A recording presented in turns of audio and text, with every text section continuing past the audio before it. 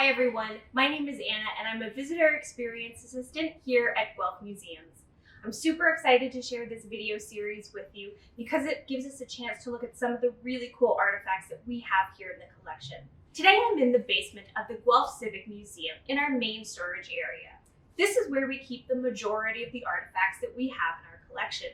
And that's also where we find the artifact that we're going to focus on in today's video.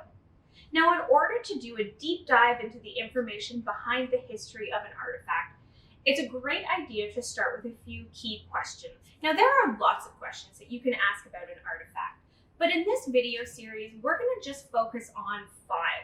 And we've made a worksheet to help you follow along with those 5 questions.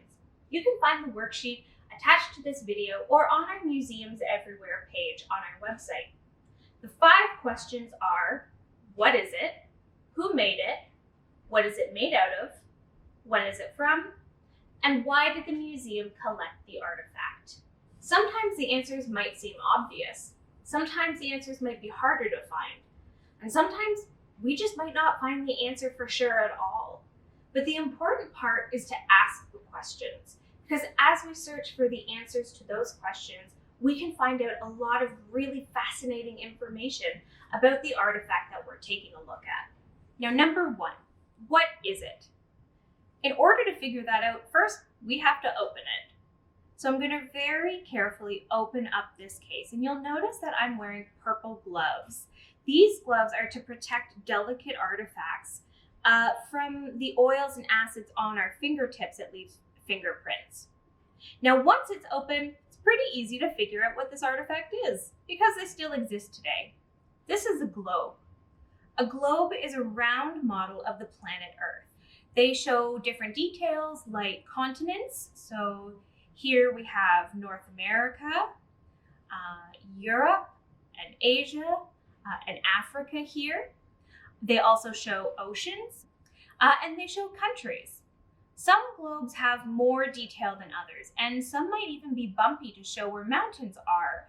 They might have lines, just like this one, called latitude and longitude lines that go all the way around the globe. Now, this globe is much smaller than the kind of globe that you might see in your classroom. And that's why we know it's something called a pocket globe, because it's portable and can fit in your pocket. Because a pocket globe was so much smaller than a regular globe, it actually would have been less expensive.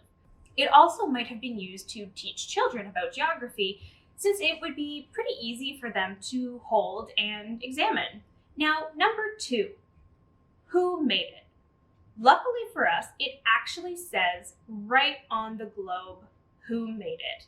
In the middle of the globe is written "A New Globe of the Earth" by Dudley Adams. This is where we need to do a little bit of research though to find out who Dudley Adams was. Dudley Adams was part of a family of globe makers in London, England in the 18th and 19th centuries. Now, what is it made out of? It's actually made out of wood and paper. By doing some research online, I learned that usually to make a globe, 2 half circles are first made out of paper mache or layers of paper. Then these shells are attached to an inner support, usually a wooden pillar. Then they're joined together and coated in plaster. Now all you have to do is add the map. Now you couldn't just wrap a map around the globe though, because it would be wrinkled and inaccurate. Instead, the map would actually be cut into parts called gores. These fit nicely around the round shape. Once the paper gores were put on the round shape, the whole thing would be varnished to protect it. That's why it looks a little bit shiny like this. Now, number 4, when was it made? This one we can actually figure out with the help of some clues. There are actually 2 dates printed on the map. They say 1776 and 1780. So we know that this globe can't be from earlier than that. Now, our records actually show a circa date of 1808. So people who work at the museum already did some deeper research and discovered that it was probably made around 1808. Now, there's another way that we could make a guess at when this globe was from. We can actually look at the information on the globe to tell us a little bit about when it was from. There are a lot of names and terms on this globe that we don't use anymore.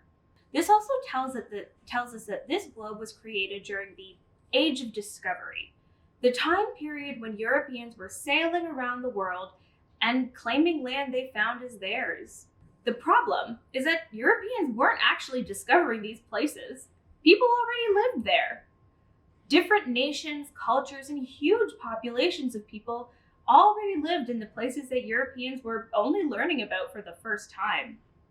The Europeans who came to these places established colonies to take over the land and claim it for their country. And this is what happened in Canada. Now, number 5, why did the museum collect it? That is the question that's harder to answer. We have to think about the answers to our other 4 questions to answer this one. We know that it's a pocket globe made by Dudley Adams out of wood and strips of paper called gores from around 1808. But how did it end up here?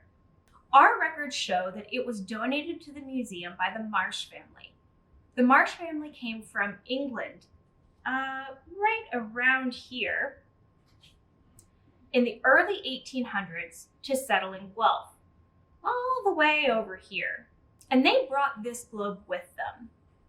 Now, England was one of the main countries that claimed the land that we now call Canada. Lots of people from England, Scotland, and Ireland started to move here in the 17 and 1800s because life was really difficult for them in the countries where they lived. They saw coming to this land as an opportunity to start a new life.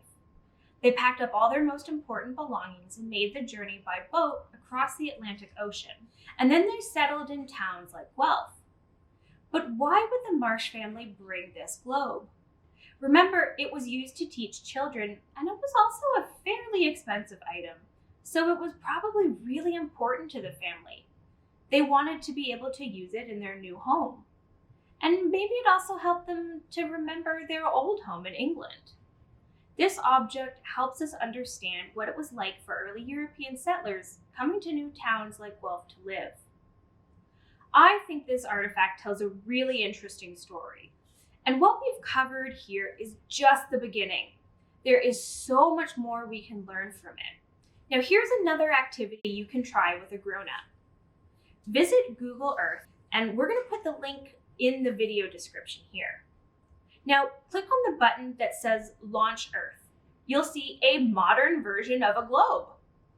From here, you can start exploring. Is there a country that you've always wanted to visit, or a country that some of your family members came from? Try searching for it. Or you can click the button that looks like a little dice that's called I'm Feeling Lucky, and it will zoom in on a completely new place on the globe. This is how we can explore the world around us today. Join us next week again when we examine a whole new artifact from our collection here at Guelph Museums.